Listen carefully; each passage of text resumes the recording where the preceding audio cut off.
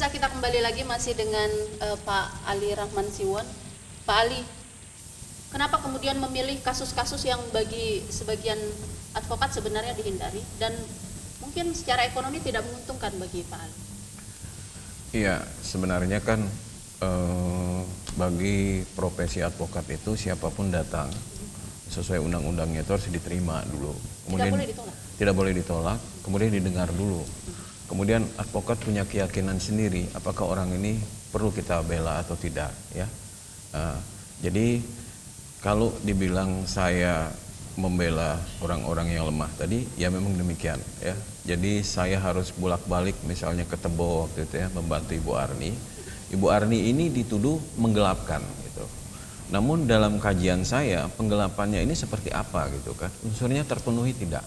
Nah, kemudian dalam persidangan-persidangan itu pun diduga kuat, bahkan sekarang dalam proses hukum kita teruskan itu bahwa memang ada oknum penyidik yang memalsukan tanda tangan dia. Iya, itu katanya waktu itu dia tidak pernah menandatangani BAP itu. Jadi semacam ada rekayasa, ya. Saya kira ini sudah nggak rahasia lagi, selalu kita dengar. Makanya kita Bu Arni terus saja maju, namun dia selalu berkonsultasi dengan saya dan sampai saat ini pun dia masih klien saya.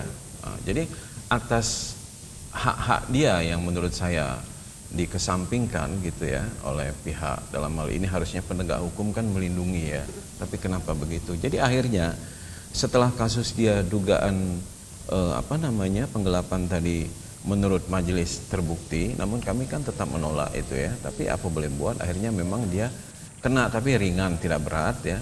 Namun dibalik itu muncul ada kasus lain yang merugikan dia, akhirnya kita teruskan saja gitu.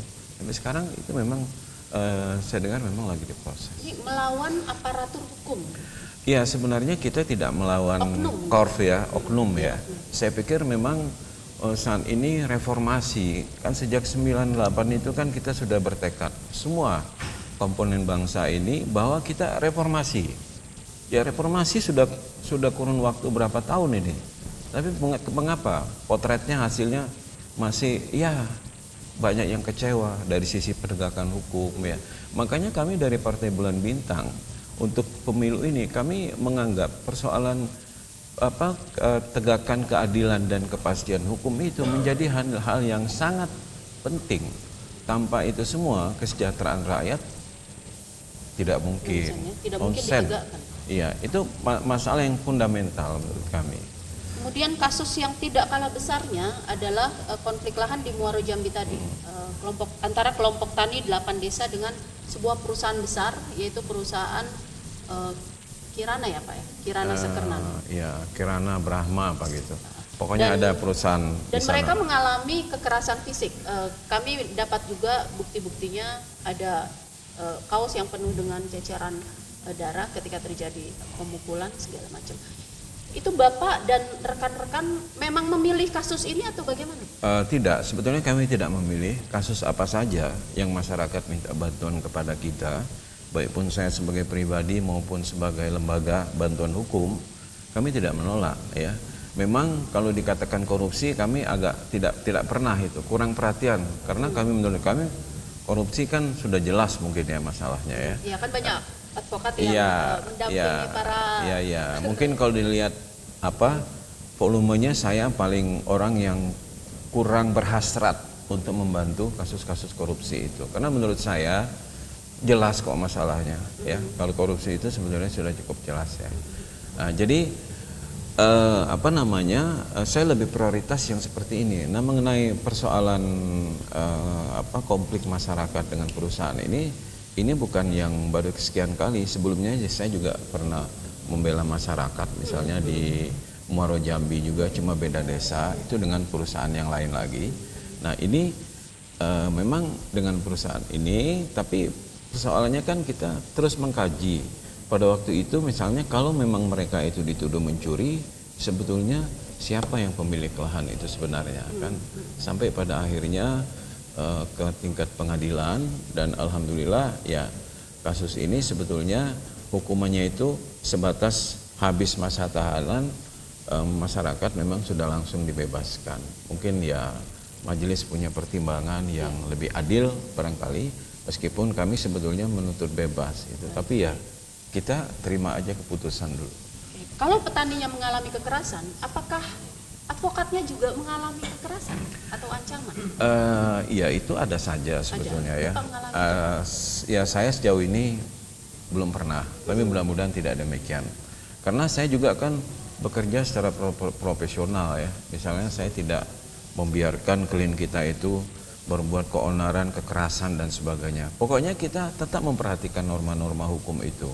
Selagi itu on the track ya, di jalannya ya, tetap kita berikan advokasi itu. Baik. Kemudian LBH Partai Bulan Bintang ini memberikan bantuan secara gratis ya Pak? Ya sebenarnya kan hampir semua partai punya lembaga bantuan hukum ya, setahu saya juga. Tapi kan kalau kami, iya itu nggak tahu juga. Tapi kami memang di Bulan Bintang ini kan dikenal banyak orang-orang hukum ya, orang-orang yang mengerti hukum. Di situ dari mulai ketua majelis syuro, juga ketua umum, meskipun bukan orang hukum tapi sangat peduli terhadap perkembangan hukum itu kan. Jadi kita memang kita melihat bahwa jasa advokat ini kan sangat memang tinggi. Mahal ya, Iya, cukup mahal betul. ya. Sehingga Bentar, sampai sekarang kita negara belum ada yang mengatur belum ada aturan yang jelas ya. Cuma di situ kan di undang-undang hanya sebatas menyebut seorang advokat boleh menerima jasa. Tapi kan ukurannya tidak ada ya. Iya. Jadi sehingga LBH seperti LBH Bulan Bintang ini memang tetap harus ada. Jadi kalau gratis seperti itu, biaya operasional LBH ini dari? Ya kami berupaya sendiri ya. Artinya ya jadi kan dalam hal tertentu memang mau nggak mau kita harus patungan, diajak juga masyarakat itu yang tidak berat. Misalnya biaya mendaftarkan gugatan kan tidak seberapa itu. Dengan koordinasi dikumpul rame-rame itu kan nggak seberapa juga sebetulnya. Ya konsekuensinya kan Bapak bukannya mendapatkan sesuatu, tapi malah mengeluarkan sesuatu demi membela kepentingan masyarakat. Iya. Jadi ya itu mungkin bagian dari harus kita jalankan ya. Insya Allah nanti ada yang Allah yang akan bayar ya Pak ya. Iya. Dan ini sesuai dengan tagline partai, tegakkan keadilan dan beri kepastian hukum. Terakhir Pak, kemarin beritanya salah satu petani SAD meninggal dunia. Ini juga konflik lahan di Batanghari. Bapak bagaimana sih Bapak melihat penegakan hukum di Jambi terutama? Ya, saya prihatin ya pertama ya. Tapi sebagai orang warga negara Indonesia, orang Jambi lagi misalnya, kita sebetulnya tidak sebatas prihatin. Bosan kita dengar kata-kata prihatin. Jadi harusnya kita kalau pejabat harus ada political will.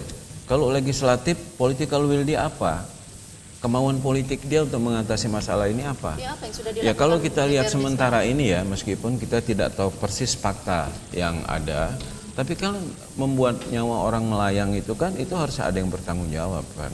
Ya, pihak keamanan itu kan bukan harus menghukum, mengambil gaya-gaya sendiri, artinya yang istilahnya itu kan main hakim sendiri, tidak boleh. Kita juga harus dengan sesuai aturan yang ada di negeri kita ini. Jadi dan konflik ini termaksud yang berlarut-larut Pak, peran DPRD juga sebenarnya tidak nyata di sini. Iya, saya kira boleh dikatakan demikian ya. Makanya kami kan dari Partai Bulan Bintang memang lebih melihat masalah ini dulu.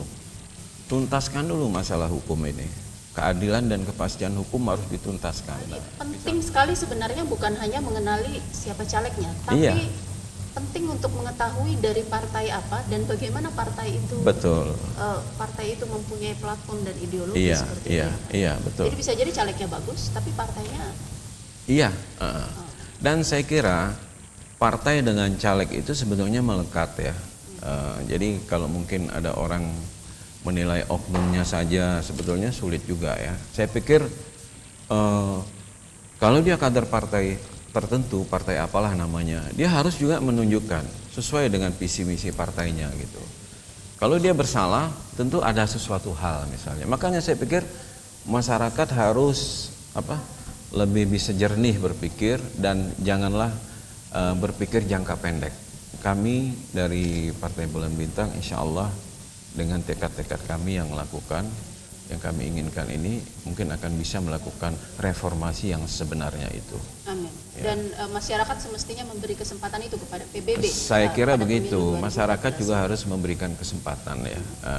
Bukan soal besar kecil partai sebetulnya, karena di sisi hukum dia sama, haknya sama. Jadi silahkan masyarakat menilai. Pak Ali, terakhir, kenapa kemudian mencalonkan dari Dapil Kota? Karena saya memang sudah lama tinggal di kota Jambi dan saya mudah-mudahan juga lebih banyak dikenal ya di sini ya, meskipun di kabupaten dan sebagainya ada, tapi kan memang dari Jambi saya kira lebih tepat ya, lebih tepat tempatnya ketimbang dari kabupaten lain. Dan kota Jambi tidak kalah semrawutnya dalam hal penegakan hukum Oh dibanding iya, kabupaten lain. benar. Jadi sebenarnya beberapa perda yang dikeluarkan juga menurut saya dalam perspektif hukum kan perlu kita kaji ulang ya. Karena itu menurut saya calon legislatif ini yang bakal duduk di legislatif itu memang orangnya harus memiliki kualitas SDM yang cukup ya, kualitas, berintegritas ya.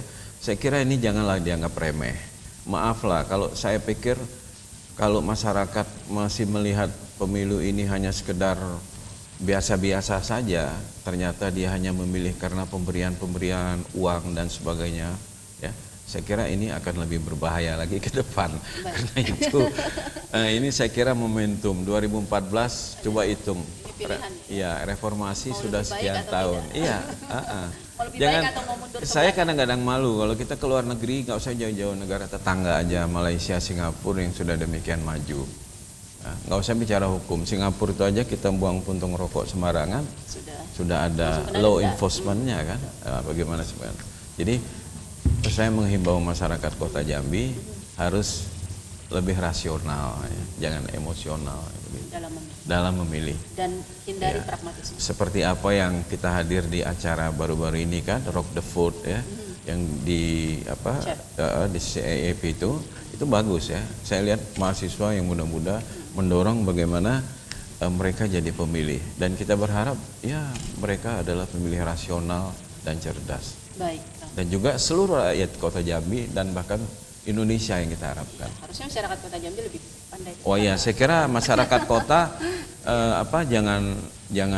jangan pula berpikir lebih rendah. Tradisional. Iya, lebih tradisional. Harusnya lebih maju ya. Baik. Pak Ali Rahman Siwon, terima kasih banyak bersedia menjadi tamu di Lensa Ratna dan berbagi banyak hal, juga mengingatkan pemirsa agar bukan hanya mengenali calon legislatifnya tapi juga partai yang betul-betul bisa memperjuangkan aspirasi masyarakat. Pemirsa, sekali lagi kita akan mengenal tamu hebat Lensa Ratna berikutnya, yang kedua setelah komersial break yang berikut ini. Ketika dia memilih menjadi seorang ibu rumah tangga, dia akan menjadi istri serta mendidik anak-anaknya ke depan dengan kualitas diri yang dia miliki, sehingga generasi berikutnya tentu menjadi baik.